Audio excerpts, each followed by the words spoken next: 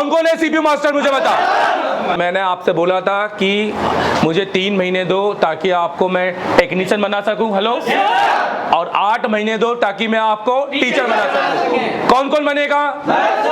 पूरी मेहनत करेंगे।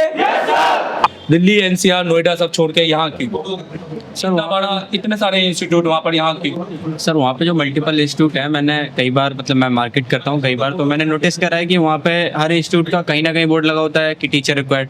तो इसका मतलब अगर वहाँ पे जहाँ टीचर चेंज हो रहे हैं तो उनको क्या ही फिर नॉलेज होगी और क्या ही एक्सपीरियंस होगा। तो ज़्यादा से ज़्यादा कोई मैक्स टू मैक्स अगर टीचर मेरे हिसाब से है वहाँ तो 1 साल या 2 साल बस मैक्स टू मैक्स, इससे ज़्यादा किसी को मुझे नहीं लगता कि वहाँ पे एक्सपीरियंस होगा। और जो 2 साल से कर रहा है और आप सर 10 साल से कर रहे हो तो सर इसमें बहुत ज़्यादा फ़र्क है। और इसके बाद मैं आपको बताता हूँ, मेरे कई फ्रेंड्स हैं जो वहाँ अटेंड वगैरह भी करा है। मैं मतलब किसी को ऐसा नहीं कहना चाह रहा अच्छा बुरा, लेकिन मैं आपको बताता हूँ कि वहाँ ऐसा होता है टाइम लिमिट होती है कि ऐसा अगर 6 बज गए तो अब छुट्टी होनी है। लेकिन हमारे यहाँ ऐसा कुछ नहीं है, अगर एक बार क्लास चली तो जब तक ख़त्म नहीं होगी जब तक क्लास नॉन स्टॉप चलती रहेगी।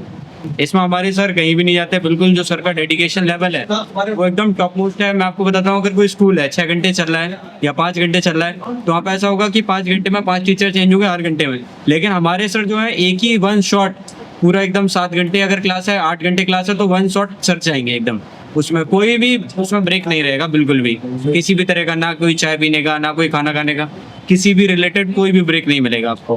ठीक है, अभिषेक मुझे बताइए, आप आईसीयू पर काम करते थे क्या?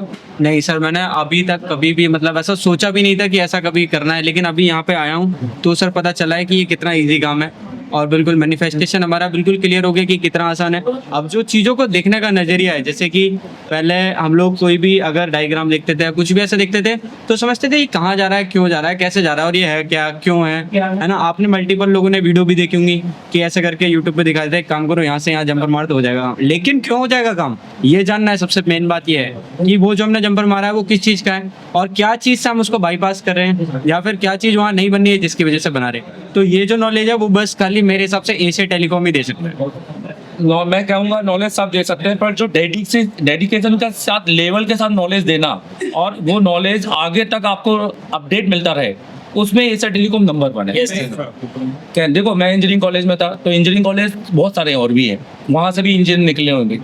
और मेरे कॉलेज में हो सकता है पढ़ाई ज़्यादा अच्छी लेवल पे पढ़ी होगी, हेलो, इसलिए वहाँ के स्टूडेंट ज़्यादा एवरेज, कहते हैं ना कुछ कॉलेज में ज़्यादा कैंपस आते हैं, कुछ में कैंपस आते ही नहीं है।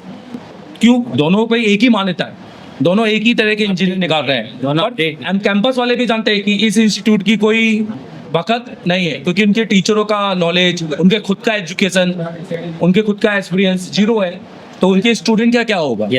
तो इसलिए मैंने आपको एप्लीकेशन दी। मुझे अभिषेक बताइए, सबसे पहले रुक जाइए, मुझे बताइए एमएमसी चेंज कैसे करते हैं, इतनी सारी चीज़ तो बताइए आपने। देखो सर, सबने कॉलकॉम की बताई, मैं एक काम करता हूँ एमटीके का बताता हूँ, ऐसा करें सर। तो सबसे पहले हमें एक कॉम्पेटिबल आईसी चाहिए। एमटीके में कोई भी आरपीएम भी क्लीन वगैरह नीड नहीं होती, हम ऐसे कोई भी एसके आइनिक्स भी लगा सकते हैं इवन, है ना। तो हम वहाँ पे सबसे पहले बस खाली कॉम्पेटिबिलिटी लिस्ट चेक करेंगे, देखेंगे वो मल्टीपल तरीके हैं कुछ, एक तरीका। चलो तो एक काम करते हैं, नॉर्मल तरीका बताता हूँ। अगर हम यूएफआई यूज करें तो हम वहाँ पे हमारी जो स्कैटर फाइल है उसको डालेंगे और वहाँ पे प्रीलोडर फाइल आ जाएंगी, सही है ना। तो वहाँ पे और बाकी और भी मल्टीपल तरीके हैं, हम चाहे तो सेम सीक्यू देख के भी कर सकते हैं वो काम, और भी कई तरीके होते हैं। तो हम सबसे पहले कॉम्पेटिबल चेक करेंगे, आरपीएम में क्लीन की नीड नहीं है ताकि मैंने आपको बताया। तो अभी सबसे पहले हम उसको फॉर्मेट करेंगे, इसके बाद हम उसका टेस्ट करेंगे। टेस्ट में हम सबसे पहले उसका हेल्थ टेस्ट करेंगे कि कहीं ऐसा ना हो जो हमने नहीं ली है उसकी पहले से हेल्थ खराब हो।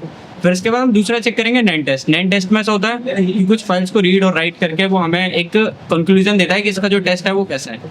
तो ये दोनों टेस्ट में पास होने के बाद हम इसके बाद हमारी आईसी में EXT CST मतलब बूट कॉन्फ़िगरेशन को राइट करेंगे। तो बूट कॉन्फ़िगरेशन राइट करने के बाद हमें इसमें सिर्फ बस खाली, अगर हमारे पास UEFI और JTAG है, लेकिन आज मुझे पता चला कि आज सर ने F64 दिखाया, तो मेरे हिसाब से अगर हम USB फ्लैश करने की जगह F64 से ही फ्लैश करते हैं वहाँ पे तो हमारा कितना ज़्यादा टाइम बच जाएगा, क्योंकि USB से बहुत ज़्यादा टाइम लगता है। लेकिन मैं आपको नॉर्मल जनरिक तरीका बता दूँ, जैसे कि अगर हमारे पास UEFI है तो हम वहाँ पे स्कैटर लोड करेंगे फैक्ट्री इमेजेस में जाके, और प्रीलोडर को टिक करेंगे और बाकी सारी फाइल को टिक कर देंगे और रिपार्टीशन को टिक करके वहाँ पे प्रीलोडर को राइट कर देंगे। फिर इसके बाद जो है अब हमारा फ़ोन डायरेक्टली पोर्ट पे फिक्स कर देंगे आईसी को। फिर इसके बाद हम फ़ोन कनेक्ट करेंगे तो डायरेक्टली नॉर्मल कह रहा हूँ ऑटो पोर्ट बना लेगा। और ऑटो पोर्ट क्यों बनाएगा? क्योंकि इसमें कोई भी ऑपरेटिंग सिस्टम नहीं है। फिर इसके बाद हम सबसे पहले EMMC कह रहा हूँ मैं, ENG फ्लैश फाइल जो होती है एमएमसी फर्मवेयर जिसको वो ईएनजी फर्मवेयर उसको फाइल को करेंगे। इसके बाद हम उसमें जो हमारी जो सिक्योरिटी है ओरिजिनल सिक्योरिटी को राइट कर देंगे, है ना। और इसके बाद फिर अब उसमें एक फंडा आता है जो कि आता है एनवीरैम का। सर वो बताना है, फिर उसको स्किप कर दे सीधे। तो उसमें कभी कभी ऐसा होता है अगर हमने उसमें आईएमईआई को राइट कर दिया तो जो हमारा जैसे कि आरपीएमबी की होता है तो एमटीके में ऐसा होता है कि बोर्ड आईडी रजिस्टर होता है एक, है ना, उसको रिमूव या रिप्लेस करना होता है। वो हमें पता है कैसे करना है और कहाँ से पता चलेगा। मॉडिफाई करना है, सीधी सी बात है। मतलब हाँ मॉडिफाई करना है। तो उसके बाद जब हम वो कर देंगे फिर इसके बाद हमें जो है नॉर्मल फाइल को फ्लैश करना है। अगर हम बोर्ड आईडी रजिस्टर नहीं चेंज करते तो हमारा फोन रिकवरी पे स्टक रहेगा एंड भी डाटा स्प्रेड ही। ये बोर्ड आईडी रजिस्टर को लोगों को नहीं पता होगा, क्योंकि बोर्ड आईडी तो एक सर्किट का नॉलेज होने पर पता चलता है। RSA रजिस्टर हार्डवेयर बोलते हैं उसको, RSA हार्डवेयर बोलते हैं, ठीक है। तो बहुत बढ़िया बताया इन्होंने। आपने तो वही पढ़ा जो इन सबने पढ़ा, आपने इनने कुछ अलग पढ़ा है? नहीं सर सेम सबकी अपनी अपनी है बताने की और सब अपने तरीके से लेते हैं। इसलिए मैं हमेशा कहता हूँ जाकर 3 महीने आपको पहले खुद को साबित करना है। यस जो पढ़ा है वो ऑन टेबल एक ओके मोबाइल में यही सारे रीड राइट करके समझ में आ रहा है ना। अभिषेक आपने आईसी लगाई है कि खाली एमएमसी पढ़ी है? सर मैंने कल ही पूरा प्रॉपर एक फोन था जिसका मतलब फ्लैश स्टक था, वीडियो बनाई थी हमने यहीं हाँ जी, हाँ पे, जी। है ना। तो वो फ्लैश स्टक था। सबसे पहले हमने चेक करा एसपी फ्लैश टूल से। तो फिर इसके बाद हमने जो उसकी आईसी निकाली तो हमने देखा कि वो आईसी खराब थी, एमएमसी जो थी। तो फिर हमने उसको निकाला तो उसमें हमारा सबसे पहले तो निकालने में हार्डवेयर इंक्लूड हो गया। फिर इसके बाद फिर हमने उसको प्रोग्राम करा, मतलब चेक करा। सबसे पहले तो वो खराब थी, फिर इसके उसकी जगह हमने दूसरी कॉम्पेटेबल आईसी ढूंढी और फिर इसके बाद उसको प्रोग्राम करा तो यहाँ पे प्रोग्रामिंग हो गई। फिर इसके बाद हमने उसको बोर्ड में फिक्स करा तो यहाँ भी हार्डवेयर हो गया। फिर इसके बाद फिर हमने उसको फ्लैश करा तो यहाँ पे सॉफ्टवेयर हो गया। मतलब तो इसका मतलब सब चीजें इंक्लूड हो गई एक ही प्रोसेस। अच्छा मुझे बताओ, यहाँ पे देखने वाले लोगों को जो खाली सॉफ्टवेयर करते हैं उनको हार्डवेयर करना चाहिए कि नहीं करना चाहिए? सर देखो मैं अगर आपको बताता हूँ, अगर कोई आदमी है हार्डवेयर से 5,000 रुपये कमा रहा है तो अगर वो सॉफ्टवेयर भी करेगा तो 20,000 रुपये पर डे कमाएगा।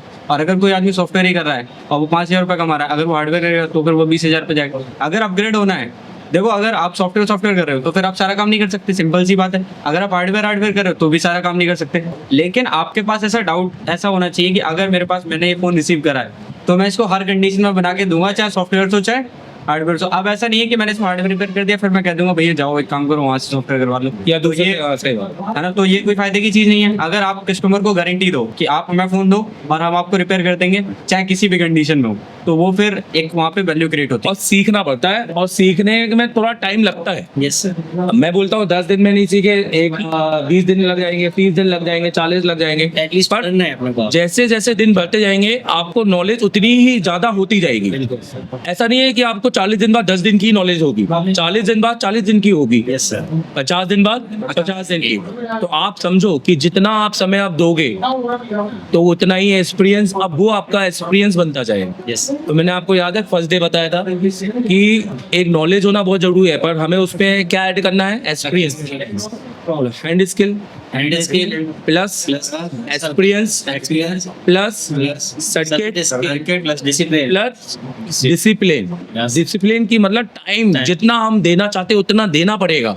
आज सोचा शाम को करेंगे, ये 3 घंटे बैठेंगे और बैठे ही नहीं, सोचा कल कर लिया तो कल कर ले तो काम नहीं होगा। चलो मुझे लास्ट एंड फाइनल बताओ, एप्लीकेशन बताओ एक बार। अभिषेक आप सब लोग खोल लो, अगर सिर्फ मैं यहाँ पे खोल के दिखा दो।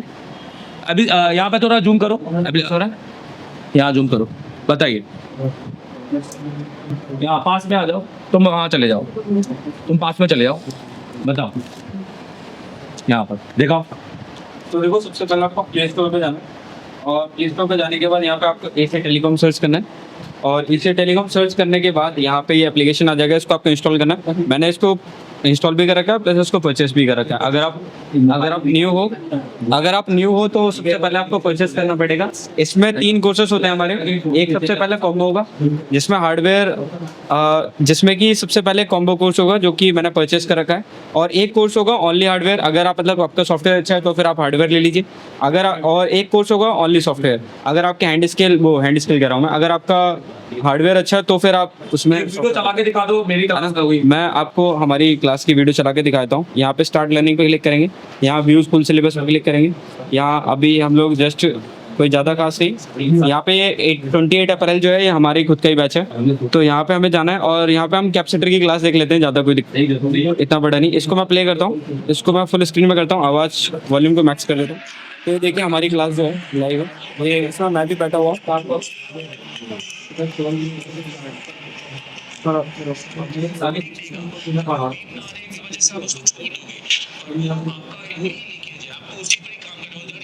तो ये रही हमारी थैंक यू वेरी मच। तो थैंक यू।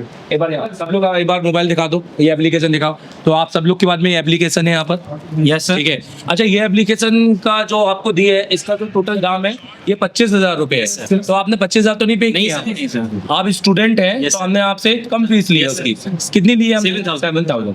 पर लेना जरूरी है हमारे, क्योंकि हम अगर फ्री में दे देते हैं तो आप उसकी Free value नहीं। वैल्यू कोई भी वैल्यू नहीं करेगा। ठीक है, हमने यहाँ पढ़ाया, आपको ट्रेनिंग दी और हमने आपको सीख के लिए बुलाया। ये हमारी अलग से मेहनत है। Yes, sir. अब आपको मैं बताऊं, हर महीने जब हम एक बंदा यहाँ खड़े कर रहे हैं, हर महीने जो 50-50 जीबी का डाटा हमें डेली रात में बैठ बैठ के इसको अपलोड करना होता है, तो ये पूरी मेहनत है। यस अगर हम ये अपलोड नहीं करेंगे तो फिर ये देख पाएंगे क्या आप लोग? नहीं, सर। आपने देखा कि हर क्लासेस ऑन टाइम अपलोड हो रही है और पुरानी 4 महीने की भी है, तो आप पुराना भी देख सकते हैं। नया 5G भी है, उसके अंदर बहुत कुछ है, DSO है उसके अंदर।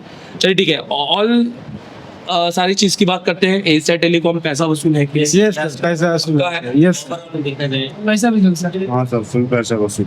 फुल 101%। 110% फुल पैसा वसूल। चलो, ऑल द बेस्ट, किसी टेंशन की all the best, all the best, all the best, all the best and all the best. Thank you, sir. Thank you very much.